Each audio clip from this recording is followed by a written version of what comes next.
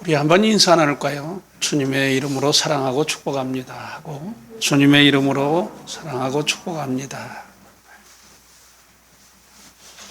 지난주와 같은 본문 같은 주제를 가지고 연속해서 말씀을 드리고자 합니다.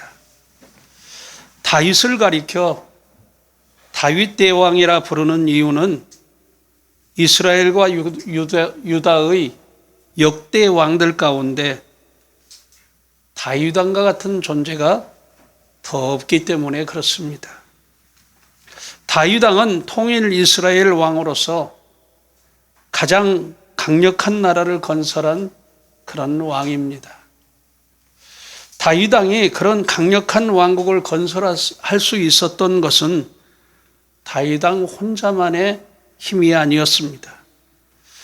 다윗 왕에게는 그를 따르고 보좌하는 수많은 출중한 그런 장수들과 신하들이 있었습니다. 본문 말씀은 다윗 왕의 휘하에 수많은 훌륭한 장수들이 있지만 그 중에서도 가장 충성스럽고 용맹스러운 세 장수를 소개하고 있는 그런 글입니다. 세 용사의 이름은 우두머리인 학몬 사람 야소부암과 도도의 아들 엘르아살과 아게의 아들 삼마입니다. 본문 말씀은 왜 이 세 용사의 충성스럽고 용맹스러움을 소개하고 있을까요? 그것은 우리로 하여금 이 다윗 왕의 세 용사와 같이 하나님의 나라를 위한 영적 전쟁에서 충성스럽고 용맹스러운 용사가 되고 일꾼이 되어야 한다라는 그런 뜻을 담고 있습니다. 저와 여러분은 주의 이름으로 불러 모은 주의 일꾼과 주의 군사들입니다. 주의 일꾼과 주의 군사들은 다윗 왕의 세 용사처럼 충성스럽고 용맹스러워야 합니다.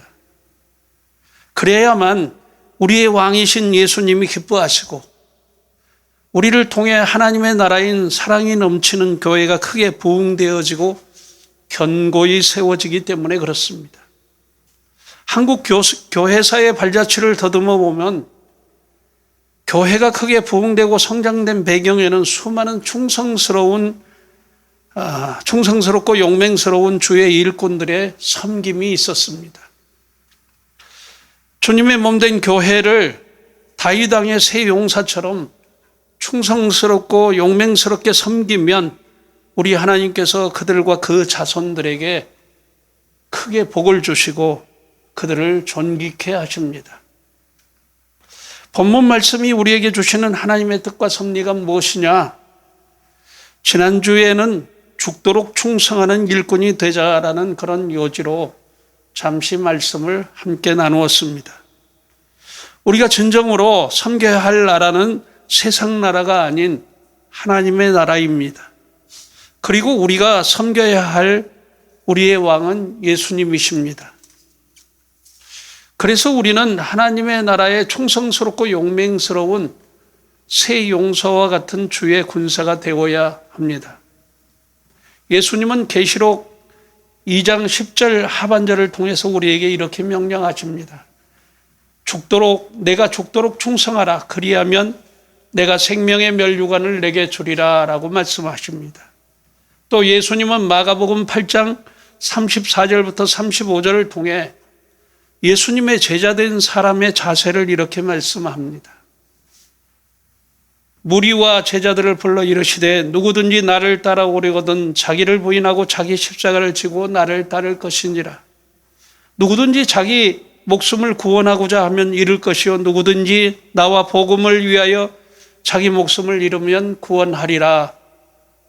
무슨 말씀이냐? 예수님의 제자가 되려거든 자기를 부인하고 자기 십자가를 지고 따를 것이며 예수님과 복음을 위해 자기 목숨을 기꺼이 헌신하여 바치라는 그런 말씀이죠. 다윗 왕이 세 용사가 죽으면 죽으리다라는 일사각오와 결단을 가지고 나갔습니다. 그 믿음과 그 결단을 후일 에스더가 본받아 그녀 역시 일사각오로 죽으면 죽으리다라는 그러한 믿음과 결단을 가지고 나간 것입니다. 그래서 위기에 처한 자기 백성을 구원하고 그 대적인 아말렉의 하만을 죽이는 큰 승리를 얻게 된 것을 우리는 보게 됩니다. 오늘 우리가 살아가고 있는 이 시대는 종말일 중에 말세지말이라고 합니다. 이 시대는 악한 마귀 사단이 자기의 때가 얼마 남지 않음을 인하여 마치 하만 장군과 같이 하나님의 백성을 영적으로 죽이고 쓰러뜨리고자 최후의 발악을 일삼는 때입니다. 그러므로 우리는 다윗 왕의 새 용사처럼 하나님의 나라와 주의 복음을 위해 죽으면 죽으리라라는 그런 결단과 각오를 가지고 살아가야 합니다. 여기까지가 지난주에 우리가 함께 살펴본 말씀의 요지입니다. 본문에 나타난 또 다른 하나님의 뜻은 무엇일까요? 둘째로 우리를 사랑하시되 끝까지 사랑하시는 예수님이십니다. 본문에서 다윗 왕과 새 용사는 우리에게 상징적인 그런 인물들입니다. 그렇다면 다윗 왕과 새 용사는 누구를 상징할까요? 다윗 왕은 왕이신 예수님을 상징적으로 보여줍니다. 그리고 새 용사는 하나님의 나라인 하나님의 교회를 섬기는 주의 일꾼과 주의 용사들을 상징합니다. 여러분, 눈 감지 마시고 여기를 보세요. 저의 코를 보십시오. 제가 주일 학생들한테 장난치고 저기 하면 집중해서 들으라고 저의 코를 주목해서 보라고 그렇게 말씀합니다. 말씀을 여러분들이 집중해서 듣지 아니하면 그 말씀을 놓쳐버립니다. 그렇게 말하는데도 눈을 감고 있어요. 예린이 졸리지만 하나님의 말씀을 듣는 시간 집중해야 합니다.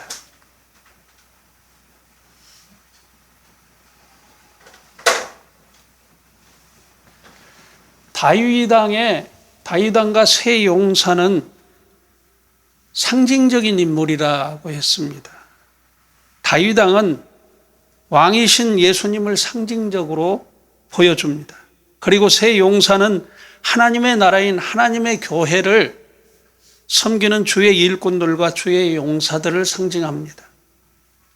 본문 말씀의 내용을 보면 새 용사들의 충성스러움과 용맹스러움도 빛나지만 다윗 왕이 자신의 휘하에 있는 그런 장수들을 어떻게 아끼고 사랑했는가를 잘 나타내주는 그런 말씀입니다.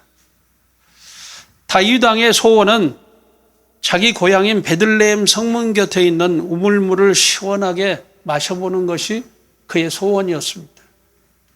그래서 그는 휘하의 장수들에게 베들레헴 성문 곁 우물물을 누가 나에게 마시게 할까 하고 말한 것이죠. 그러자 다윗 왕의 새 용사가 목숨을 버릴 각오를 가지고 블레셋 사람의 진영을 돌파하여 지나가서 베들레헴 성문 곁에 있는 그 우물물을 길어가지고 다윗 왕에게로 가져온 것입니다. 그러나 다윗 왕이 그 물을 마시기를 기뻐하지 아니하고 그 물을 여호와의 전에 부어드립니다. 그리고 이렇게 말합니다. 여호와여, 내가 나를 위하여 결단코 이런 일을 하지 아니하리이다. 이는 목숨을 걸고 갔던 사람들의 피가 아니니까. 그 생수를 다윗은 뭐로 보았느냐? 목숨을 걸고 간 자들의 피라고 그렇게 본 것입니다. 다윗을 가리켜 다윗 대왕이라고 부르는 이유가 여기 있습니다.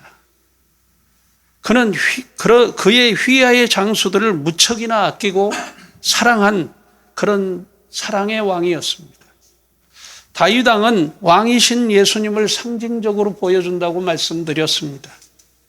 다시 말해서 예수님이야말로 진정한 사랑의 왕이십니다.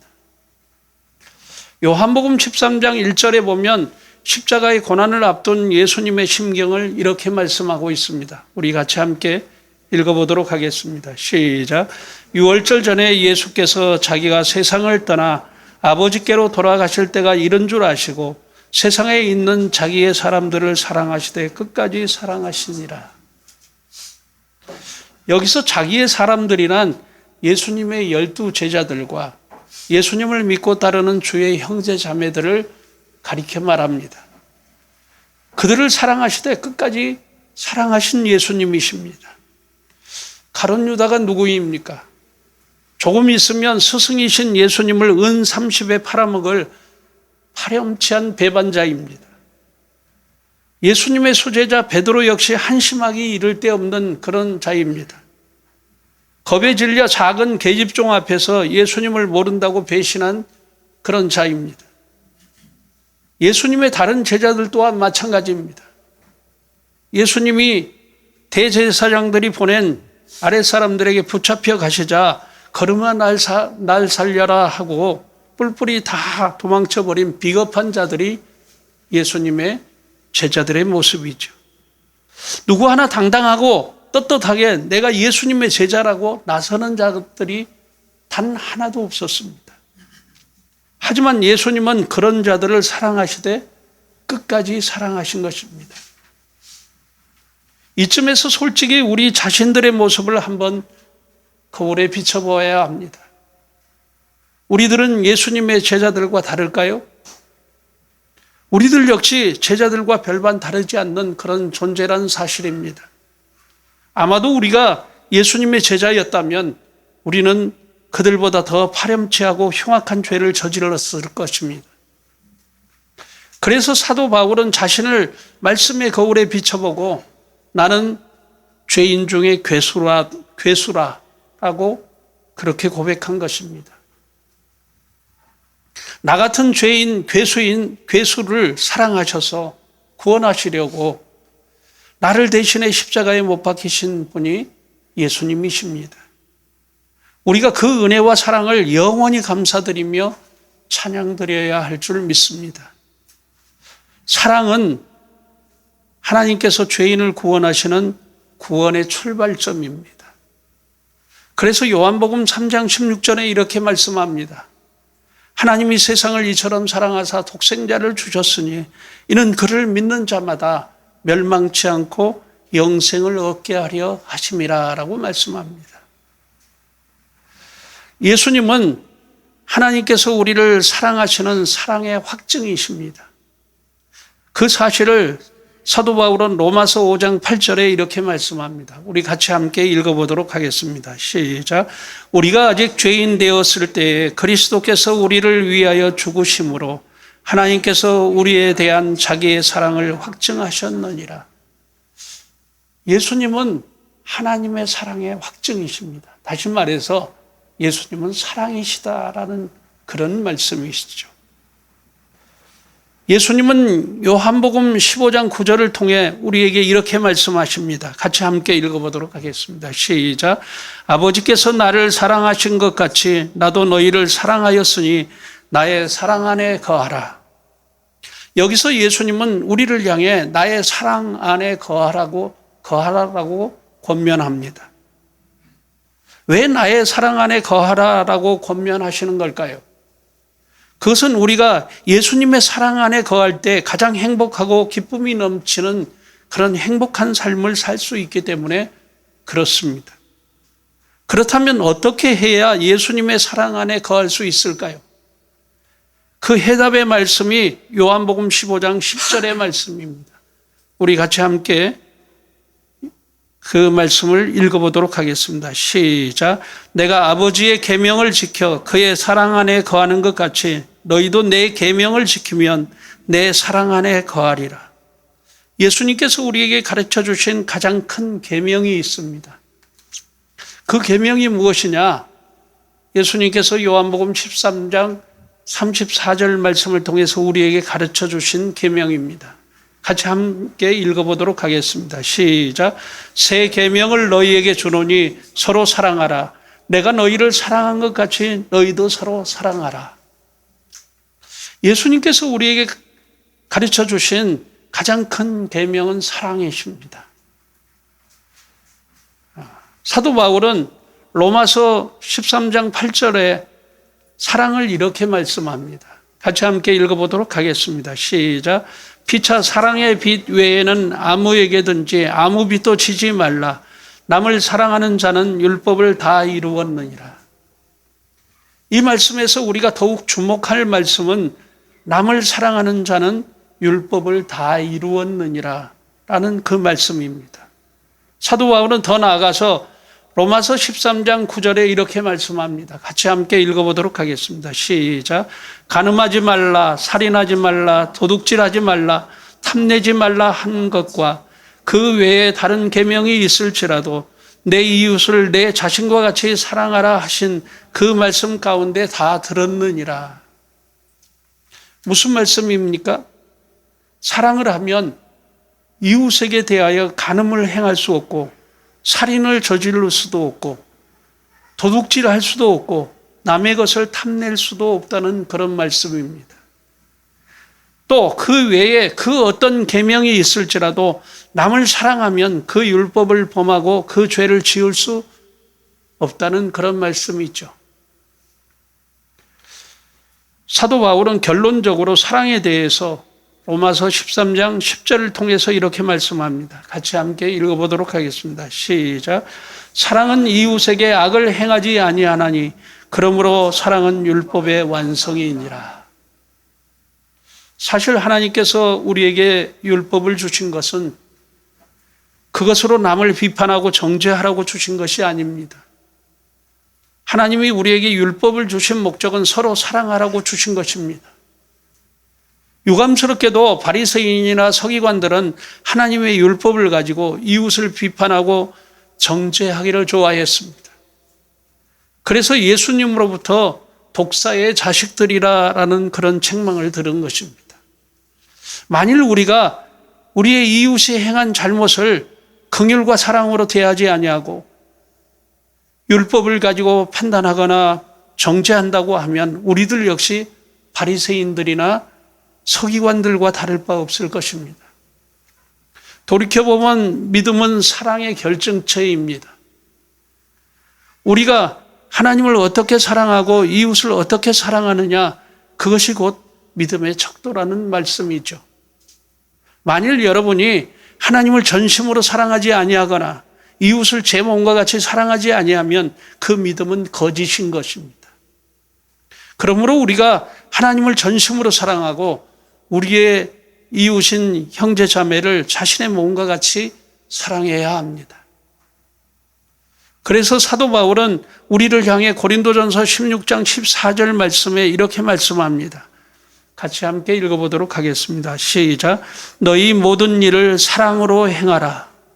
너희 모든 일을 사랑으로 행하라. 그리하면 율법을 다 이룬 것과 다름이 없다라는 그런 말씀이죠. 그리고 더 나아가서 에베소서 5장 2절을 통해서 우리에게 이렇게 권면합니다. 같이 함께 읽어보도록 하겠습니다. 시작. 그리스도께서 너희를 사랑하신 것 같이 너희도 사랑 가운데서 행하라. 그는 우리를 위하여 자신을 버리사 향기로운 제물과 희생 제물로 하나님께 드리셨느니라. 무슨 말씀입니까? 예수님께서 우리를 사랑하신 것 같이 우리도 사랑 가운데 행하라는 말씀입니다. 우리가 그렇게 사랑 가운데 행하여야 할 이유는 예수님께서 우리를 사랑하셔서 우리를 죄에서 구원하시고자 자신의 몸을 십자가의 희생 제물로 드리셨기 때문이라고 말씀합니다. 그러므로 주님의 구원의 은총을 바라고 소망하는 자마다 사랑을 가지고 행하여야 합니다. 어떻게 행하는 것이 사랑 가운데 행하는 것일까요?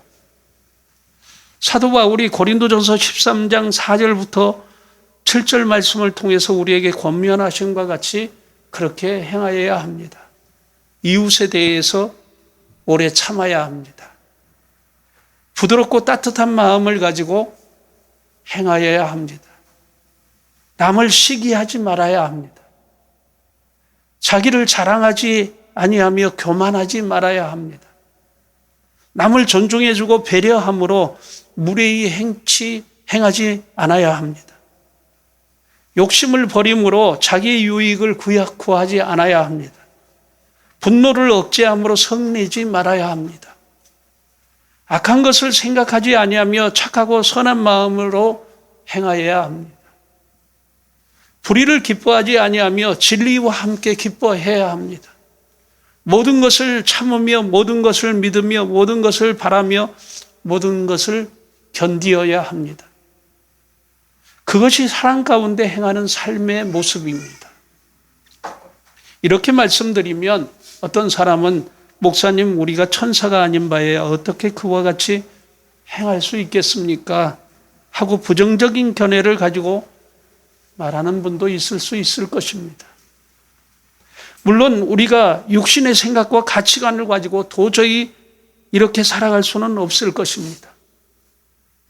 하지만 여러분, 하나님의 사랑 안에서 얼마든지 가능합니다. 우리가 하나님을 전심으로 사랑하고 우리의 이웃을 자신의 몸과 같이 사랑하면 그렇게 행할 수가 있는 것이죠. 문제는 사랑입니다. 사랑이 있느냐, 사랑이 없느냐, 그것에 따라서 우리가 사랑 가운데 행하며 예수님의 사랑 안에 거할 수 있느냐 하는 것이 결정되어지는 것입니다. 여러분, 하나님의 나라인 주의 몸된 교회를 위해 우리는 죽도록 충성하십시다. 그리고 주님의 사랑 가운데 저와 여러분이 행하는 자들이 되십시다. 그리하면 하나님께서 영광을 받으시고 우리를 사랑하심으로 우리에게 놀라운 은혜와 축복을 충만히 채워주시며 우리의 삶을 참된 기쁨과 행복으로 가득 넘치게 해 주실 것을 믿습니다. 기도하겠습니다.